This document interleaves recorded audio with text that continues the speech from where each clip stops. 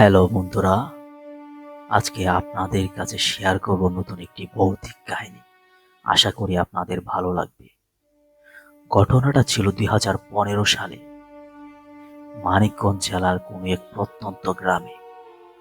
সেখানে নাকি হাজার বছর পুরনো একটা শ্মশান ছিল, আর সেই শ্মশানের মধ্যে ছিল একটা লাশ কাটা ঘর।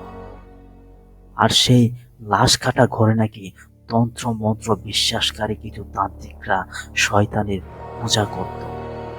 সেখানে জীবন্ত মানুষদেরকে ধরে নিয়ে যেত এবং সেখানে তাদেরকে হত্যা করত শুধু শয়তানের সন্তুষ্টি অর্জনের জন্য।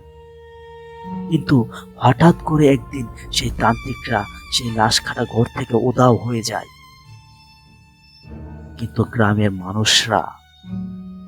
মানুষরা বিশ্বাস করে সেই লাশ কাটা ঘরে যে মানুষদেরকে ধরে নিয়ে যে হত্যা করত তাদের আত্মা বিরাজমান। সেই লাশ কাটা ঘর থেকে নাকি মাঝে মধ্যে কিসের আর্তনাদ শোনা যায়, চিৎকার শোনা যায়। তাই লোকেরা সেটাকে ভুতুড়ে এবং লাশ কাটা ঘর হিসাবে পরিচিত করে। মানুষজন রাতের দিকে ওই দিকটায় যেত না। যতটা পারত সেই লাশ কাটা ঘর থেকে মানুষ এড়িয়ে চলত। কিন্তু সেই গ্রামের কিছু ছেলে পেলে, রাজিন, তুষার আর আকিব, তারা ভূতে বিশ্বাসী ছিল না। তারা ভূত বলতে কিছু আছে সেটা কোনোভাবেই মেনে নিতে পারে না এবং বিশ্বাস করে না। তাই তারা সিদ্ধান্ত নেই কোনো এক রাতে সেখানে যাবে এবং গ্রামের মানুষদের যে ভয়, ভূত নিয়ে তাদের মধ্যে যে আশঙ্কা সেটা দূর করে দেবে। যেমন কথা তেমন কাজ। তাই একদিন রাতে বের হয়ে গেল রাজিন, তুষার আর আকিব সেই লাশ কাটা ঘরের উদ্দেশ্যে। তাদের হাতে একটা টর্চ লাইট আর মোবাইল ফোন। তখন রাত প্রায় 12:30। চারিদিকে নিস্তব্ধ অন্ধকার, শুধু ঝিঝি পোকার ডাক। তারা হাঁটতে হাঁটতে এক পা দু পা করে পৌঁছে গেল সেই লাশ কাটা ঘরের সামনে। লাশ কাটা ঘরটা ছিল অনেক পুরনো, প্রায় চারিপাশে গাছগাছালিতে পরিপূর্ণ ছিল। তারা সবকিছু পরিষ্কার করে তারা সেই লাশ কাটা ঘরের দরজার সামনে গিয়ে দাঁড়ায় এবং রাজিন এক লাথি দিয়ে সেই দরজাটা খুলে ফেলে। দরজাটা খোলা মাত্রই সেই লাশ কাটা ঘর থেকে কেমন যেন এক জঘন্য গন্ধ বের হতে আসছে। পচা মাংসের গন্ধ, সাক্ষাৎ মানুষের মাংসের গন্ধ। হঠাৎ রাজিন টর্চ জ্বালিয়ে ভেতরে তাকাতেই দেখে ভাঙা টেবিলের উপর বসে কেউ বসে আছে। তার শরীরটা আধ খাওয়া, চোখ দুটো বেরিয়ে আসছে, দাঁত দিয়ে মাংস ছিঁড়ছে, রক্তে লাল হয়ে গেছে। সেই মেঝে, সেই মাটি, সেই গভীর ঘরের ভেতরে সমস্ত আসবাবপত্র। আর সেই আধ খাওয়া লাশটা পড়ে আছে কোন এক বড় এক রাক্ষসের হাতে। রাক্ষসের চোখ দুটো বেরিয়ে আসছে, তার দাঁত দিয়ে মাংস ছিঁড়ছে।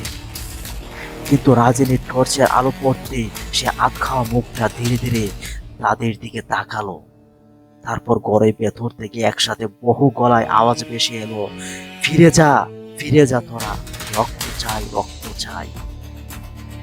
তারা সবাই ভয়ে আতঙ্কে তাদের শরীরের লোমগুলো দাঁড়িয়ে যায় এবং পা থেকে মাথা পর্যন্ত তারা ঘেমে বৃষ্টির মতো পানি ঝরছে মাটিতে। এমত অবস্থায় তুষার ভয়ে দৌড়াতে লাগলো, কিন্তু এক পর্যায়ে তুষার মাটিতে পড়ে গেল। কিন্তু রাজিন আর আকিব দেখলো যাদের কণ্ঠ তারা শুনছে তাদের মাথাগুলো ছাদ থেকে উল্টো ঝুলিয়ে আছে, তাদের জিভগুলো লম্বা হয়ে মেঝে ছুঁয়ে গেছে। এতটাই বিভৎস লাগছে যে তারা সেখানে কি করবে ভেবে পাচ্ছে না। তাই হঠাৎ করে তারা সিদ্ধান্ত নিল যেভাবে হোক সেই লাশ কাটা ঘর থেকে বেরোতেই হবে। কিন্তু তাদের উপায় ছিল না। তারা যে দরজা দিয়ে লাশ কাটা ঘরে প্রবেশ করেছিল, মুহূর্তের মধ্যে সেই দরজাটা বন্ধ হয়ে গেল এবং তাদের হাতে থাকা যে টর্চ লাইট ছিল, সেই টর্চ লাইটগুলো আর জ্বলছিল না, সেটা আর আলো দিচ্ছিল না। বারবার চেষ্টা করছে তারা, কিন্তু টর্চ লাইটগুলো কোনোভাবেই জ্বালাতে পারছে না। আর শুধু চারিদিক থেকে ভেসে আসছে লাশের গন্ধ আর উৎপট এক চিৎকার, ফিরে যা, ফিরে যা, রক্ত চাই, রক্ত চাই।